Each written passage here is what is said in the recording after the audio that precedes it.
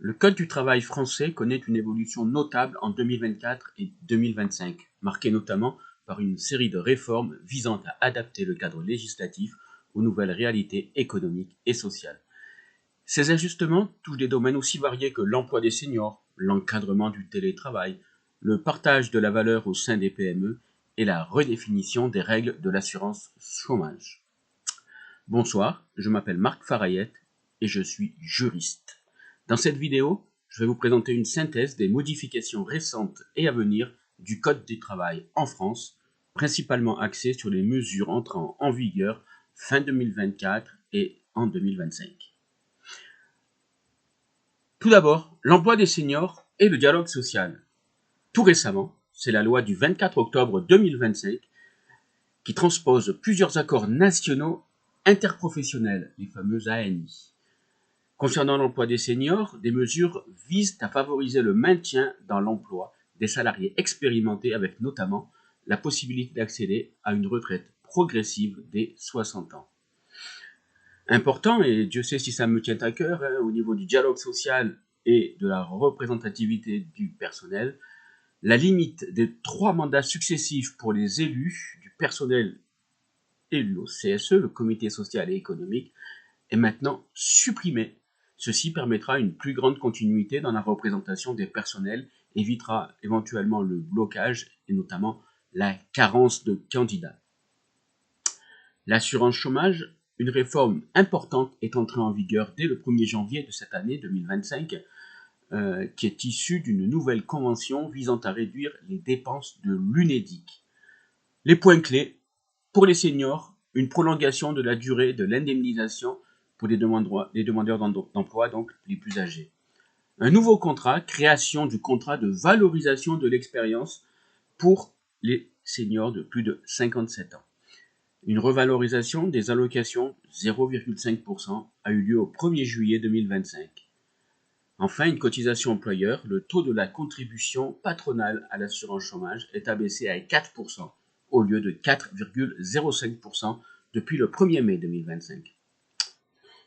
Le partage de la valeur. Depuis le 1er janvier de cette année, les entreprises comptant entre 11 et 49 salariés ont l'obligation de mettre en place au moins un dispositif de partage de la valeur, tel que la participation, l'intéressement ou la PPV, la prime de partage de la valeur.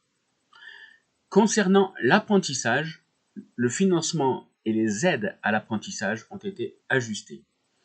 Au 1er juillet 2025, le financement, on a instauré une participation obligatoire de 750 € pour les employeurs pour tout contrat d'apprentissage visant un diplôme de niveau Bac+3 ou supérieur. Les frais de formation sont désormais calculés au prorata. Enfin, concernant l'aide à l'embauche, une aide est fixée à 5 000 € pour la première année pour les entreprises de moins de 250 salariés et 2 000 € sous condition pour les entreprises avec un effectif supérieur. Le télétravail et le droit à la connexion. De nouvelles règles viennent encadrer plus strictement le travail à distance.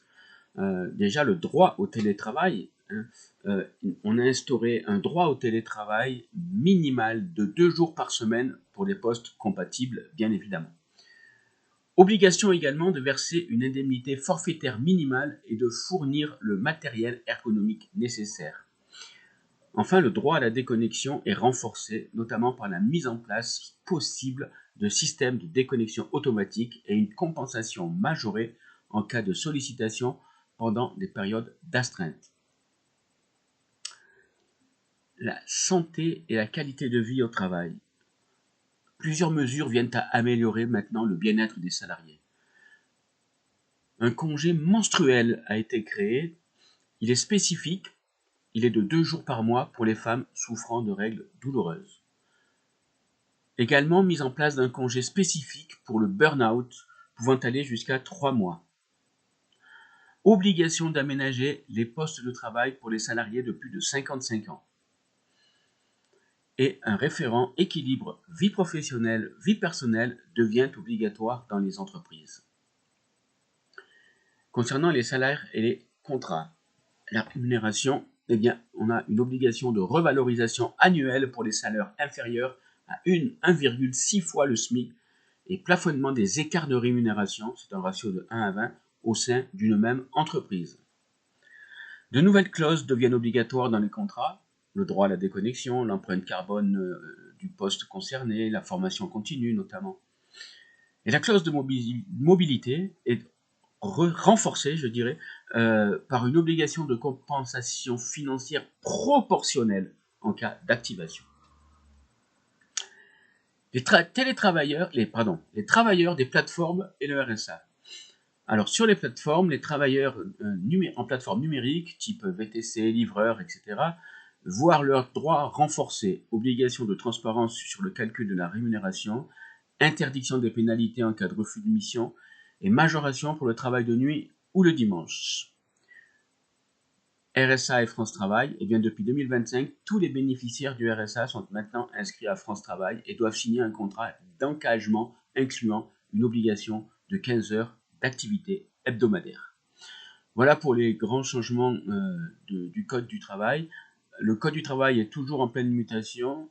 D'autres changements sont à venir. Je ne manquerai pas de vous tenir informé. N'hésitez pas à vous abonner à ma chaîne. Bonsoir.